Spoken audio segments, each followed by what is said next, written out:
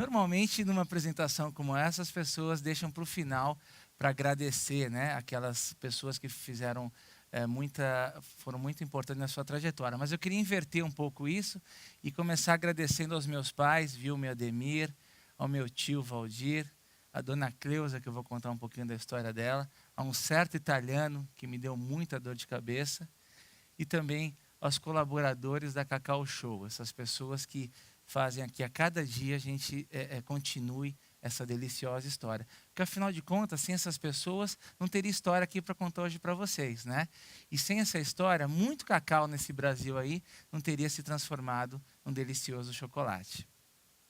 Também o cacau, meu amigo cacau, tem muito que agradecer às pessoas, porque se não fosse as pessoas, ele seria uma simples matéria-prima, uma simples commodity, e não cumpriria a vocação de transformar a vida, a vocação dele, cacau, em transformar a vida das pessoas numa delícia. E todo mundo tem o seu cacau, né? Cada um tem o seu cacau, que é a matéria-prima para transformar deliciosos sonhos em realidade. E aqui eu venho falar um pouquinho da receita que fez com que eu transformasse o nosso cacau em chocolate. Essa receita tem muitos ingredientes, né? E eu vim aqui contar um pouquinho dos meus ingredientes que fizeram essa história se transformar numa realidade. E quero falar para vocês, contar essa história através dos 5 sentidos, né? Os 5 sentidos que fizeram com que a gente fizesse essa história. E sem perceber, através dos 5 sentidos do chocolate, do cacau, eu encontrei o sentido para a minha vida, né? Então nós vamos falar um pouquinho hoje sobre o empreendedor, sentir o cheiro das oportunidades, quão importante que é sentir o cheiro das oportunidades, dar um toque pessoal em tudo que faz, né? Esse tato, essa questão de colocar a sua marca ali, né? Também manter os olhos atentos aos objetivos, muito importante, ficar de olho, e ouvir, estar disposto a acolher e ouvir o próximo, né? Muito importante as pessoas, vamos falar um pouquinho da importância das pessoas dentro da nossa história. E, finalmente, viver sem medo de experimentar o novo, né? Essa coisa de não ficar sentado ali no berço esplêndido, quando você vive um bom momento, é o momento adequado para você realmente experimentar o novo. Então nós vamos falar de empreendedorismo em todos os sentidos. Queria começar falando um pouquinho da história da minha mãe, né? Todo mundo aqui fala um pouco da mãe, que é sempre uma grande inspiração. E a minha mãe é uma pessoa que sentiu muito o cheiro da oportunidade. Ela sempre teve um faro muito bom para os negócios e desde muito pequeno, a gente vem de uma família muito humilde, onde meu pai era tecelão e a minha mãe era vendedora porta a porta. Ela vendia Tupperware. Quem lembra de Tupperware? É a turminha do RG um pouquinho mais alto. Ela também vendia Natura, quando nem Natura chamava Larquinsil ainda, né? E minha mãe era vendedora porta a porta. Eu fui criado no meio das mulheres, né? Escutando a minha mãe vender os produtos. Na verdade, a vendedora porta a porta é uma psicóloga que escuta muito com as clientes. Quantas histórias de infidelidade que eu escutei quando eu era criança, né? Das clientes da minha mãe.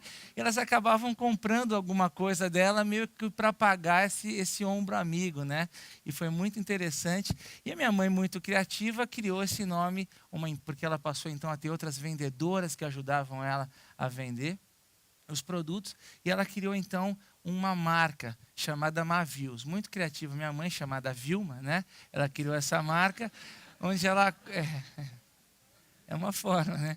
E ela criou essa marca onde ela comprava utilidades domésticas, comprava lingeries lá das fábricas nas Serras Cariocas, colocava as nossas primas lá para ser modelo dos catálogos dela, porque não tinha dinheiro para pagar modelo, né? E não tinha Photoshop na época também, não era muito simples. E ela foi criando vários catálogos para ela vender através desse canal dedicado que ela conhecia muito, que era a venda domiciliar. E ela então criou um catálogo, um produto chamado Cacau Show, né? E onde ela comprava, na verdade, chocolate de uma fábrica artesanal pequena. Nessa altura eu tinha 14 anos de idade e fui trabalhar com os meus pais. Era uma empresa muito familiar e menino novo, eu já era meio danadinho e ela me colocou para trabalhar muito cedo. Eu sou o filho mais novo, tenho um irmão mais velho. E eu fui trabalhar lá com eles, e minha parte era receber os pedidos dessa Cacau Show das vendedoras, fazer o resumo lá nos pauzinhos, porque não tinha computador na esquina como a gente encontra hoje no supermercado. Eu fazia o resumo dos pedidos, passava para o fabricante, recebia o chocolate de volta, etiquetava, fazia lá o faturamento naquela fita de papel. Lembra da máquina com fita de papel? Tem gente desse tempo aqui? Tem, né? A gente virava ao contrário a fita também para aproveitar as duas faces para economizar. E aí eu cuidava dessa operaçãozinha ali, trabalhando, né, muito manualmente. E o que aconteceu? Esse fabricante não entregou os ovos de Páscoa perto de uma Páscoa.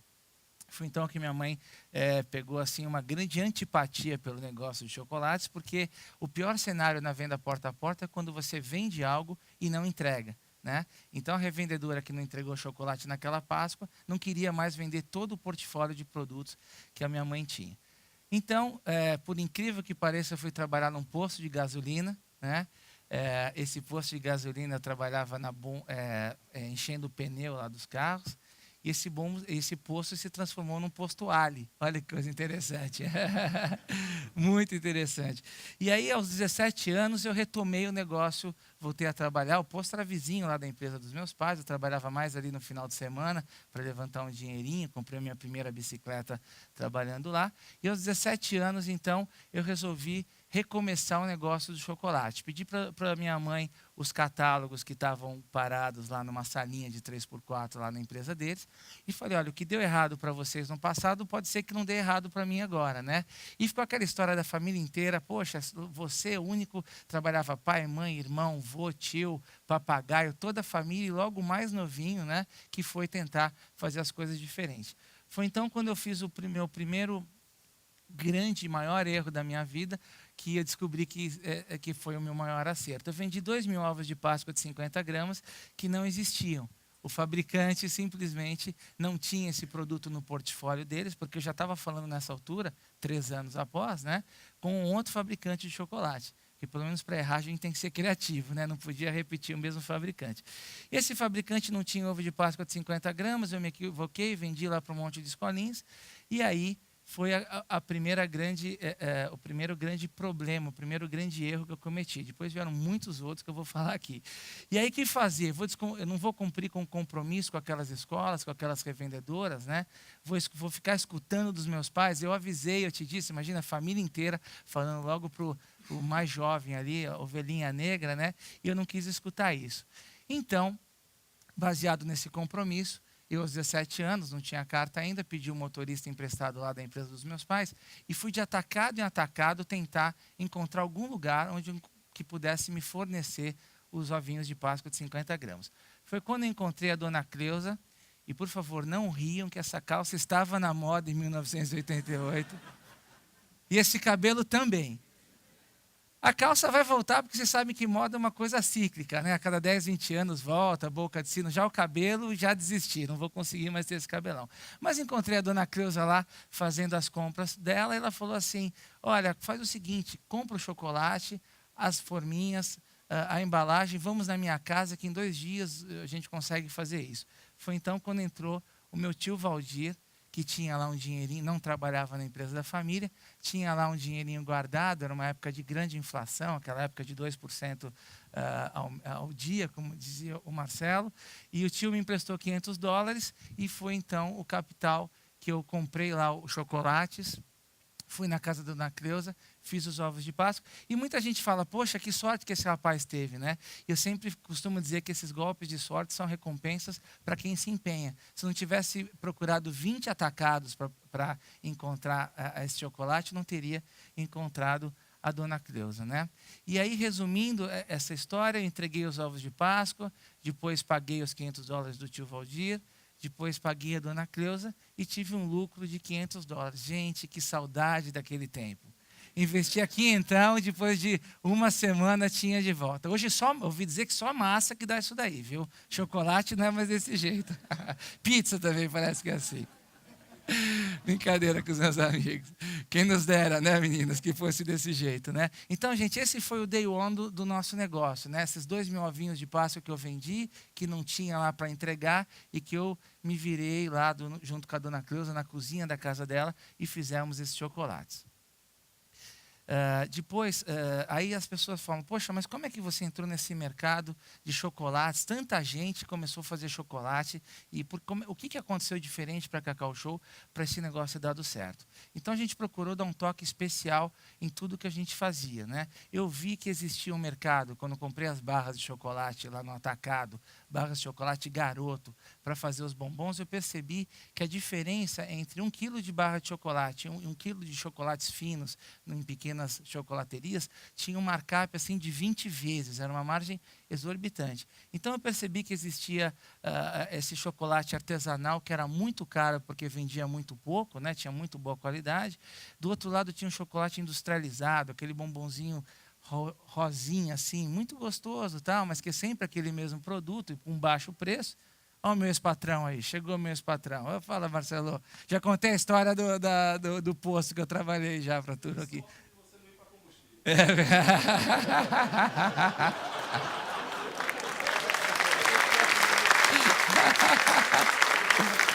Olha, o chocolate é o mais gostoso, viu? Não tem, e tem bastante energia também, né? Então, e aí, gente, eu sem saber que o nome desse negócio era Paradigma, que aos 17 anos nem sabia que nome era esse, mas sem saber nós quebramos o paradigma. Quer dizer, eu pensei, por que não fazer um chocolate com uma qualidade muito boa e vender por um preço acessível e democrático, já que as pessoas gostam do chocolate caseiro, elas não têm dinheiro para comprar porque custa R$200 o quilo, né? E aí, como eu era muito jovem, não tinha essa questão de ter que ter dinheiro para se sustentar, etc., eu investi nessa relação de ganhar escala, porque fica quem nasceu primeiro ovo a galinha. Se você não vende muito, não tem escala, você não consegue ter bom preço. Se você não tem bom preço, você não consegue fazer escala. Então, eu investi nessa relação e foi assim que as coisas funcionaram. Depois, nós começamos a melhorar muito a qualidade dos produtos, né? Inclusive, eu estou muito feliz que na quinta-feira passada nós recebemos uma pesquisa da Datafolha, que hoje nós somos top of mind da categoria lojas de chocolates no Brasil. A gente é mais do que o dobro da segunda colocada, e isso graças a esse toque especial, a poder fazer um produto de muito boa qualidade. E hoje a gente conseguiu agora, estamos lançando essa nova loja, que é um arquiteto norte-americano, que fez Godiva e Lindt nos Estados Unidos, que fez essa nova loja para nós. Então, enfim, a gente procura dar esse toque pessoal, esse carinho. Como empreendedor, a gente está sempre perto do negócio para fazer, e esse projeto tem muito a ver com a nossa história também. Porque, afinal de contas, o nosso negócio é fazer as pessoas felizes, né? E aí, gente, um outro sentido muito importante é manter os olhos atentos aos objetivos. Então, depois que já tivemos produto, etc., já estava tudo resolvido, a ideia realmente era criar grandes objetivos, e para isso eu gosto muito dessa comparação entre um microscópio e um telescópio, né? Eu acho que é muito importante o empreendedor ele ter foco, né? Ele cuidar do pequeno, do detalhe, mas sem esquecer também de cuidar da questão estratégica do longo prazo. Às vezes eu vejo muito empreendedor, muito operacional, que não consegue tirar a cabeça fora d'água, só fica no negócio ali focado, e vejo outro tipo, às vezes, de empreendedor, que o camarada é ultra estratégico, mas não consegue colocar o barco na água. Então, acho que o equilíbrio entre essa questão operacional, essa questão mais estratégica, é bastante importante. E eu, em 2003, eu sempre achei que sonhar grande era melhor do que sonhar pequeno, que dava o mesmo trabalho. Então, eu falei, poxa, a gente tinha 100 lojas na época, eu falei, vamos criar um grande objetivo? Então, em 2010, eu falei, vamos ter, em 2010, 1.000 lojas. Por que 2010? A profundidade era a seguinte, 2010 combina com 1.000, eu vou fazer 40 anos. O estudo de mercado tinha essa profundidade. Vocês acreditam nisso? Foi assim. E aí, gente, a cada dia a equipe falou assim, pô, mas são 120 lojas por ano, né? Uma loja a cada 3 dias por 7 anos. Eu falei, a gente vai conseguir. Boticário tem 2.500, não, tinha um pouquinho mais de estudo. Tinha um Boticário que tinha 2.500, né? E é um negócio que tem um pouco mais ou menos do mesmo target, né? Uma coisa apesar de ser perfume e chocolate, e era essa a história. E aí foi difícil convencer as pessoas, às vezes no final do dia eu ficava triste, porque eu via que a equipe não estava conseguindo, e aí só bastava eu realmente dormir uma noite para no outro dia de manhã acordar cheio de vontade, vendendo a ideia para todo mundo. E olha, não é que a gente fez. No final do ano passado, nós inauguramos a loja número 1000. Hoje nós temos um negócio de R$ 1 bilhão entre o faturamento da nossa indústria junto com o faturamento da nossa rede de lojas. Já temos hoje 1.050 lojas, então não vamos parar na loja 1000. Preciso de um sonho novo, já tenho um sonho novo. Né? Temos hoje, mas com um pouco mais de profundidade. Agora já contratei consultoria, agora já tem um monte de consultor, já tem um monte de palavra em inglês lá. Agora todo mundo vai acreditar fácil, porque o negócio está mais firme. Né? Bom, nós temos hoje 5.000 funcionários, são 1.055 dentro da fábrica e o resto dentro da nossa rede de franqueados. E aí, gente, um outro, falando um pouco de um próximo sentido, né, que eu acho que é o grande sentido, que é estar disposto a acolher e ouvir o próximo, que é o sentido de falar das pessoas. Né? Uma vez eu estava numa palestra dessa para a Cielo, e no final abriu para perguntas tal, e me perguntaram, qual que é a sua fórmula para lidar com gente? Falei, é muito simples, é só tratar gente como gente, né? É simples, mas às vezes a gente esquece desse pequeno detalhe, né? Às vezes a gente acha que as pessoas estão lá só para fazer resultado, só para fazer budget. E então, nós conseguimos desenvolver na nossa empresa uma forma de tratar as pessoas, de estar próximo das pessoas. Então, por exemplo, com 1.050 funcionários, 1.055, é difícil saber o nome de todo mundo. Então, eu criei esse aniversariante do mês, onde eu vou uma vez por mês com os funcionários que fazem aniversário, ou seja, 1.055 dividido por 12 já fica mais fácil para conversar e saber o nome. Vamos para um auditório. Eles têm que me escutar tocar, né? Também fazer o quê?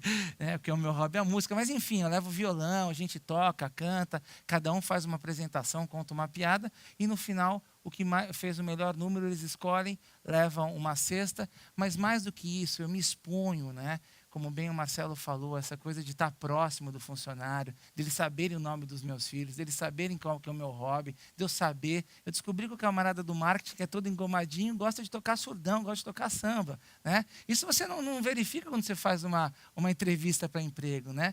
E essas coisas são muito legais, porque vai criando relações e vai mostrando que o papel de cada um na empresa é importante. Né? Esse outro ritual que eu criei, também foi há 8 anos atrás. Nós temos 9% do mercado brasileiro de ovos de Páscoa. Né? E a última caixa saía de qualquer jeito. Saiu a última caixa. Normalmente isso acontece na quinta-feira ou na sexta-feira santa. Há 8 anos atrás eu estava parado lá e falei, vamos fazer um evento para essa última caixa. Nós já estamos fazendo a Páscoa do ano que vem. Estamos estocando o produto. Nós começamos a pensar na Páscoa do ano que vem, em maio desse ano. Então eu falei, gente, vamos fazer um evento? E aí eu coloquei a caixa num pedestal, na logística, que tem 150 metros de comprimento, e fiz ali falei um pouquinho da importância do nosso planejamento para fazer aquele produto, de quantos milhões de pessoas a gente ia fazer feliz no domingo de Páscoa, de quantos milhões de reais nós pagamos de impostos, de quantas centenas, que na época eram centenas de empreendedores, né, de franqueados, a gente estava dando oportunidade.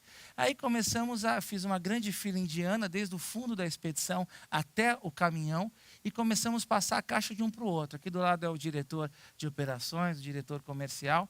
E no que a gente foi passando de um para o outro, aqui já foi no Natal, né, na caixa de panetone, por isso que a gente estava todo de branco, começa todo mundo a bater palma. Gente, quando entrou a caixa dentro do caminhão, tinha 200 pessoas batendo palmas e chorando. Por quê? Porque eu estou dividindo o resultado, eu estou dividindo, não só financeiramente, mas, sobretudo, moralmente, dividindo essas conquistas com a equipe. Isso tem um valor, isso não custa nada de dinheiro, mas tem um valor para a cultura da empresa muito, muito importante. Outra coisa, toda Sexta-feira Santa. Sexta-feira Santa, eu acho que a grande maioria de vocês está junto com a família, né? Ou na casa de praia, ou na casa de campo. Nós trabalhamos de Sexta-feira Santa. Para vocês terem uma ideia, na quinta-feira que antecede a Sexta Santa, uma loja nossa vende o mesmo que ela vende em janeiro e fevereiro juntos. Vocês têm ideia do que é isso? Em um dia, vendeu o que se vende em 2 meses. Tudo bem que janeiro e fevereiro não é lá uma grande venda, é bem verdade, né? Mas é uma loucura. Então, nós temos que estar na sexta-feira cedo lá para verificar os estoques das lojas, porque o camarada sai às 2 da manhã da loja, às vezes ele tem 4 lojas, tem uma que tem um produto que não tem outra, e não consegue enxergar isso. Então, nós temos que estar lá na Sexta Santa. E aí, eu estava lá também há uns 5 anos atrás, pensando tal, o que vão fazer, eu falei, eu vou fazer uma refeição para esse pessoal, vou para a cozinha para fazer o almoço da Sexta Santa, porque afinal de contas, Sexta-feira Santa é dia de estar com a família. Fui lá, comprei algumas coisas no Pão de Açúcar, bacalhau, camarão, massa, fiz lá um almoço e virou de novo um ritual. Hoje tem funcionárias simples que esperam um ano inteiro para Sexta-feira Santa a gente poder fazer esse almoço, que é o almoço que o chefe fez. E todos os presentes que nós ganhamos, se vai no evento da Globo, ganha televisão, o que for, qualquer um, diretor, eu, gerente, nós guardamos tudo para que neste dia nós sorteamos para todos os funcionários. Quer dizer, nós procuramos passar muitos sinais para os colaboradores de que todos somos iguais perante essa empresa. Quer dizer, se não tiver a moça da faxina, a moça que faz a refeição, o porteiro, o operador de máquina, a empresa não vai funcionar, né? O ritual dos franqueados, no último dia, nós temos uma grande parede lá na nossa recepção, onde eles colocam o nome deles, sem eles saberem. No último dia, eu vou fazer o encerramento, eles ficam 10 dias treinando, eu vou fazer o encerramento, os convido para ir para a recepção sem eles saberem o que vai acontecer, e aí tem um violinista, champanhe, e eles vão lá e colocam o nominho deles na nossa parede, uma coisa também muito simples, mas que tem um efeito muito bacana, todo mundo se emociona, porque eles estão sendo recebidos na nossa família naquele momento, né? A gente fala que hoje nós estamos em todos os estados e que todo dia que a gente passar ali, apesar de a gente estar longe, eles vão, de certa forma, estar muito próximos da gente no dia a dia. Então, isso daí, de novo, rituais com quase nenhum custo, mas com muita verdade, com muito efeito positivo para a cultura da empresa, né? E aí, vamos falar agora do experimentar, né, do quinto sentido, que é viver sem medo de experimentar o novo. Há 10 anos, quando a gente tinha 35 toneladas de chocolate por mês, todo mundo estava feliz da vida e eu estava insatisfeito, né? Porque o empreendedor está sempre insatisfeito. Por quê? Porque eu tinha um cliente que representava 25% da nossa venda. 25% na mão de um cliente. Eu falei, não, isso não pode acontecer, nós temos que diversificar a receita. Era uma grande rede que faliu há 10 anos, não sei se você lembra, um camarada que ficou... Falaram para não falar o nome deles, mas todo mundo sabe aqui em São Paulo, tá, uma grande rede, né? O camarada gostava de polo, tal, e não gostava de pagar fornecedor nem funcionário, né? E aí, o que aconteceu? Essa rede faliu e deixou nós saímos ilesos desse negócio, porque nós conseguimos vender o chocolate. Foi naquele momento que eu tinha começado a criar a rede de lojas próprias, né? A rede de lojas franqueadas. Então, foi muito importante, no momento que estava tudo bem, a gente não estar satisfeito com as coisas e procurar sempre buscar um novo, não ficar satisfeito com o que estava acontecendo. E aí também tem a história de um certo italiano, que eu comprei uma máquina na Itália, a primeira máquina importada, ela era usada, né? A gente teve que comprar essa máquina reformada, e pagamos 40 mil euros de advance, né, de sinal. E o camarada, quando eu fui 3 meses depois ver a máquina lá na Itália, a máquina não funcionava. Eu falei, não funcionou a máquina, não quero.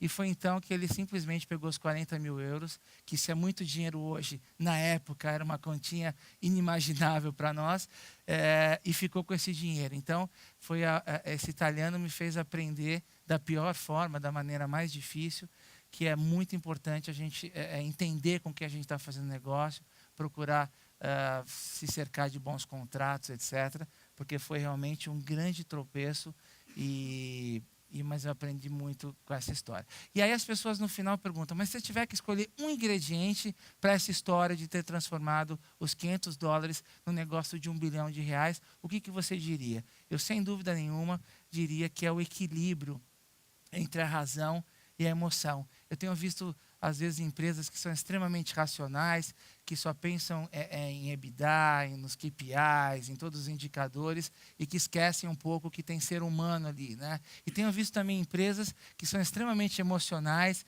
que só valem as relações, etc., que também acham bobagem esse negócio de lucro, EBITDA, KPIs, essa coisa, isso é chato, né? Dá muito trabalho. Então, eu acho, francamente, que o equilíbrio entre a racionalidade e a emoção dentro de uma companhia é uma coisa muito importante. Então, tem um foco grande no tratamento das pessoas, em ser exemplo, em estar próximo das pessoas, mas também ter uma série de indicadores que possam mostrar a saúde desse negócio.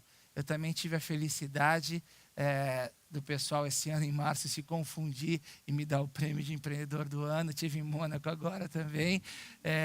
Eles tiveram uma noite difícil, acho que se confundiram e me escolheram.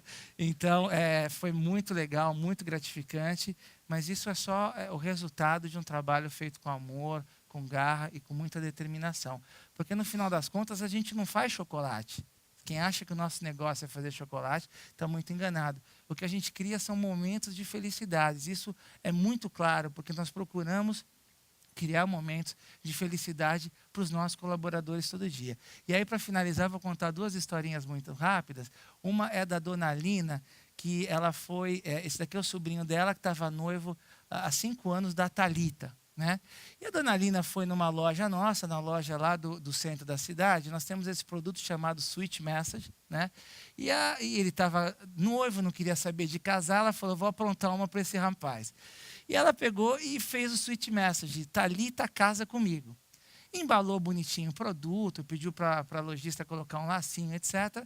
E deu para o sobrinho e falou o seguinte: ó, entrega para a Thalita, fala que foi você que comprou, tá? Não fala nada e vamos ver como é que vai ser. Bom, a Thalita recebeu, abriu o chocolate, né? Isso chegou no nosso saque, gente, absoluta verdade. Abriu o chocolate, se emocionou, e ele não entendeu, né? Claro que eu caso, meu amor, a gente já está junto há tanto tempo, que maravilha, tal. E aquela emoção toda, ela falou: mas espera aí, você está noiva há 5 anos comigo e não descobriu que o meu nome é com TH? Né? Quer dizer, a tia se equivocou, o nome Thalita. Aí ficou aquela história de rir, chorar, casaram, mandaram fotos do casamento.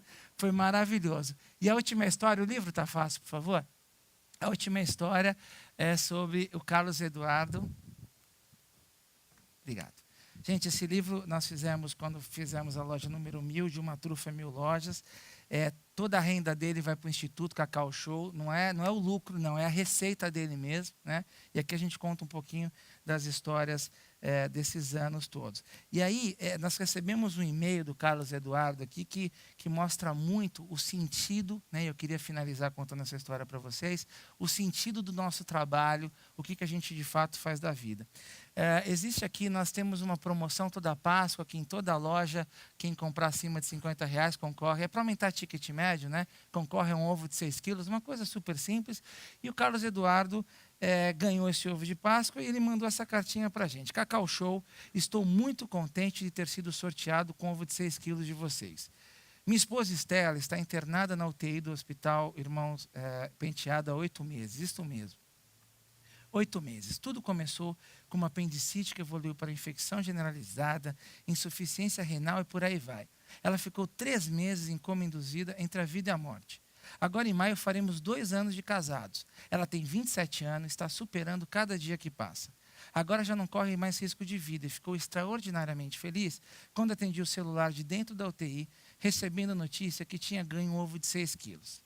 Fui correndo buscar o ovo, tirei fotos da loja e voltei para o hospital. Chegando lá, o sorriso que minha esposa deu contagiou o hospital inteiro. Ela abriu o ovo só no domingo de Páscoa e deu bombons e pedaços generosos da casca para todos que encontrava pela frente. Essa felicidade contagiou o hospital e com certeza foi um marco da Cacau Show na recuperação da minha esposa. Uns me falaram para fazer uma rifa do ovo e conseguir algum dinheiro, mas a alegria, a união, a compaixão, a felicidade e o prazer que ovos de 6 quilos da Cacau Show proporcionou à minha esposa não tem preço. Muito obrigado, Cacau Show, por essa felicidade. E é isso, pessoal, que a gente faz da vida. Momentos de felicidade. Muito obrigado. por vocês terem vindo. Muito obrigado por vocês terem ficado aqui até o final. Agora, na saída, vocês vão experimentar uma trufa da Cacau Show. E ela vai ter um sabor muito especial. Espero que ao degustá-la, vocês possam pensar um pouquinho no cacau de cada um de vocês e naquilo que pode fazer o sonho de vocês virar realidade. Tá bom? Muito obrigado.